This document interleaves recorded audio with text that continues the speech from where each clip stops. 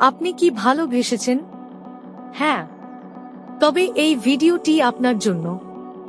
দুঃখের কাহিনী। শেষ পর্যন্ত মনোযোগ দিয়ে শুনুন। ছোট একটি শহরের মাঝারি আয়তনের বাড়িতে থাকলেও তার বাবা মা সবসময় চেষ্টা করতেন রাহির স্বপ্ন পূরণের জন্য। স্কুল শেষ করে কলেজে ভর্তি হওয়ার পর রাহির জীবন ধীরে ধীরে বদলাতে শুরু করে। কলেজের প্রথম দিন থেকেই সে লক্ষ্য করেছিল সজলের দিকে, যে ছেলে সবসময় হাসি খুশি, বন্ধুদের সাথে মজার গল্প বলার সময় সে যেন অন্যরকম আলাদা হয়ে ওঠে। প্রথম দিকে সজলের দিকে রাহির মনোযোগ শুধুই কৌতূহলের। তবে সময়ের সাথে তার মন তার চেহারায় যেন কিছু খুঁজে পায়। রাহি ভাবত এভাবে কেউ কি সত্যি ভালোবাসতে পারে। কিছুদিন পর তাদের পরিচয় গাঢ় হয়। তারা একসাথে পড়াশোনার সময় কাটাতে লাগল, গল্প করতে লাগল, হাসতে লাগল। সজল রাহির প্রতি যত্নশীল, মিষ্টি কথা বলার মাধ্যমে রাহির হৃদয় স্পর্শ করে। রাহি তার বন্ধুত্বকে ভালোবাসায় রূপান্তরিত করতে শুরু করে। কিন্তু কোনোদিন রাহি ভেবেও দেখেনি যে সজলের হাসির আড়ালে লুকিয়ে আছে স্বার্থ। শুরুতে সে মনে করেছিল ভালোবাসার জন্য এমন মনোযোগ স্বাভাবিক, কিন্তু আসল চেহারা দেখতে পায় সে অনেক পরে। সজল প্রায়ই রাহির কাছে ছোট ছোট উপহার চায়, কখনো বা তার পরিবারের আর্থিক অবস্থা নিয়ে নানা চাপে ফেলে।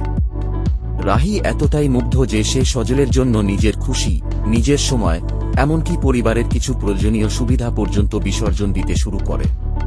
সে নিজেকে মনে করিয়ে দেয়, ভালোবাসা হল ত্যাগ। যে ত্যাগ করে, সে ভালোবাসার প্রকৃত অর্থ বোঝে। প্রথমবার সজল যখন রাহির বিশ্বাসের সুযোগ নিল, রাহি বুঝতে পারল না। একটি সন্ধ্যায় রাহি তার মা বাবাকে মিথ্যা অজুহাতে বিরক্ত করেছিল, শুধু সজলের কথা মেনে চলার জন্য।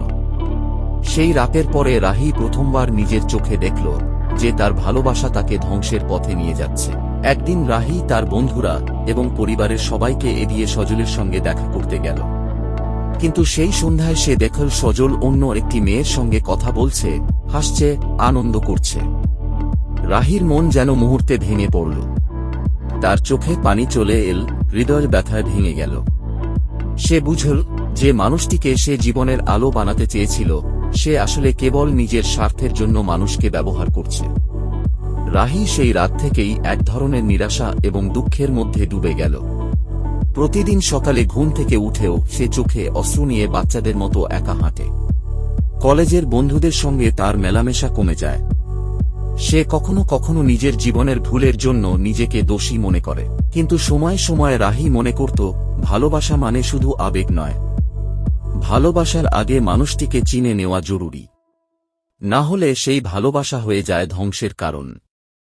একদিন সে ঠিক করল, আর কাঁদবে না। সে নিজের কাজে মন দিল, পড়াশোনায় মন দিল, নিজের ভবিষ্যতের জন্য পরিকল্পনা করতে লাগল। সে নিজেকে শক্তিশালী করার জন্য নতুন নতুন স্কিল শিখল, নিজের ইচ্ছাশক্তিকে পুনরুজ্জীবিত করল। এদিকে রাহির মা বাবাও দেখল তাদের মেয়ের চোখে আবার জীবনের আলো ফিরে এসেছে। তারা ধীরে ধীরে বুঝতে পারল যে রাহি শুধুই দুঃখ থেকে বেরিয়ে আসছে না, সে আত্মবিশ্বাসের সঙ্গে নতুন জীবন শুরু করছে। বছর কয়েক পরে রাহি কলেজ শেষ করল, চাকরি পেল এবং নিজের জীবন স্বাধীনভাবে শুরু করল। সেই সময়ে সে বুঝল, তার জীবন আর কখনো কোনো মানুষকে অন্ধভাবে বিশ্বাস করার জন্য উৎসর্গ করা হবে না।